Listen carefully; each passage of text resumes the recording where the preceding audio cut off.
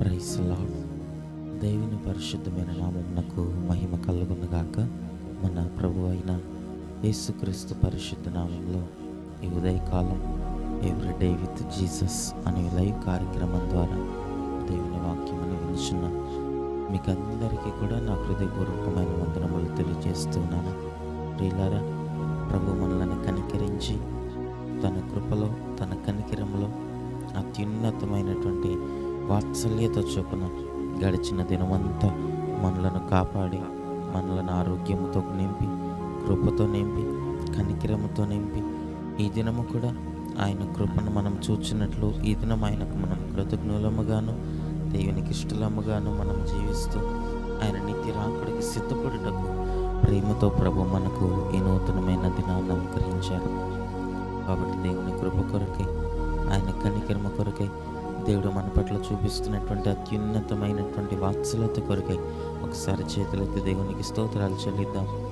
స్తోత్రం స్తోత్రం స్తోత్రం స్తోత్రం స్తోత్రం స్తోత్రం స్తోత్రం. ఈ దినమంతా దేవునికి కృతజ్ఞులముగాను ఆయనకి ఇష్టలముగాను మనం జీవించినట్లుగా ప్రభు సహాయం చేయనట్లుగా దేవునికి స్తోత్రాలు చెల్లిద్దాం. స్తోత్రం స్తోత్రం స్తోత్రం స్తోత్రం స్తోత్రం స్తోత్రం స్తోత్రం స్తోత్రం స్తోత్రం స్తోత్రం. ఆమేన్. మంచిదే, కొద్ది నిమిషాలు దేవుని యొక్క వాక్యముని ఉదయకాలం మనం ధ్యానించుకుందాం.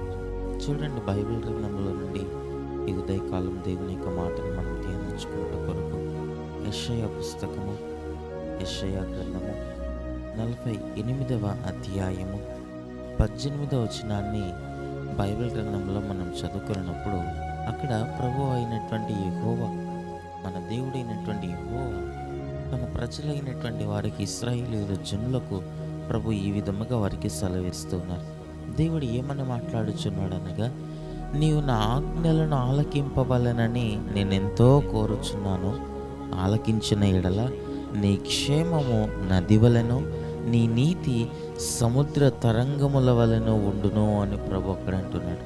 దేవుని నామానికి మహిమ కలుగునుగాక. హల్లెలూయా. ప్రియులారా, ప్రభు అయినటువంటి యెహోవా దేవుడు మాట్లాడుతున్నటువంటి ఆ మాటను మనం గమనించినప్పుడు దేవుడు అంటున్నాడు కదా, నీవు నా ఆజ్ఞలను ఆలకింపాలని నేను ఎంతో కోరుచున్నా.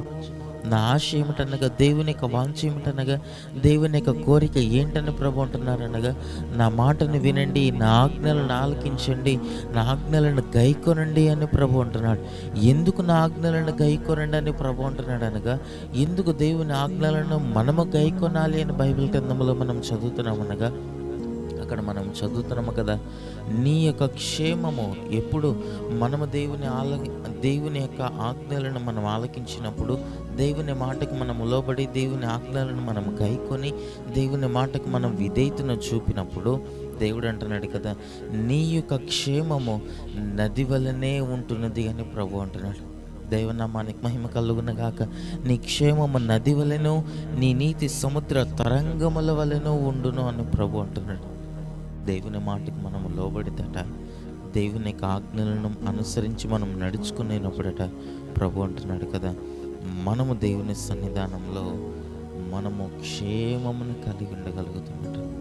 ఆ క్షేమము కూడా నది వలెనో ఉంటుందట. ఆ క్షేమము నది వలె ప్రవహిస్తూ ఉంటుందట. దైవనామానికి మహిమ కలుగునుగాక.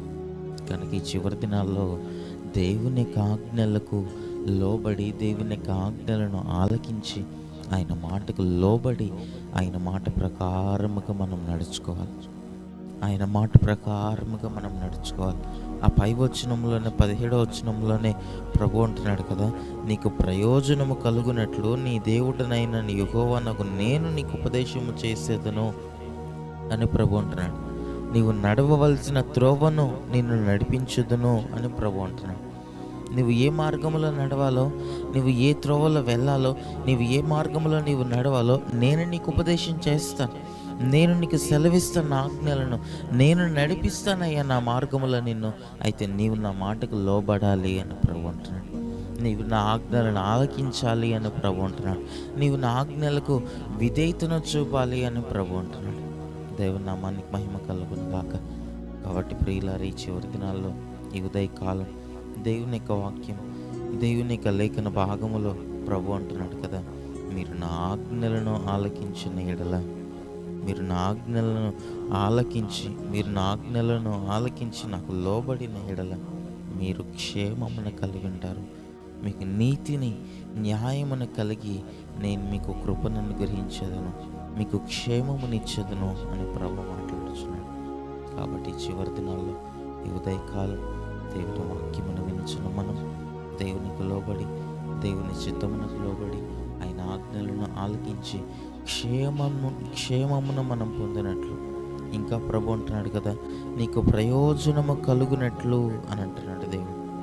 దేవుని మాటను విన్నప్పుడట, దేవుని ఆజ్ఞలకు లోబడినప్పుడట, దేవుని ఆజ్ఞలను ఆలకించినప్పుడట మనకు క్షేమము కలుగుతుంది, మనకు మేలు కలుగుతుంది, మనకు ప్రయోజనము కలుగుతుందట. నీకు ప్రయోజనము కలుగునట్లు నేను నీకు ఉపదేశం చేస్తానని ప్రభు అంటున్నాడు.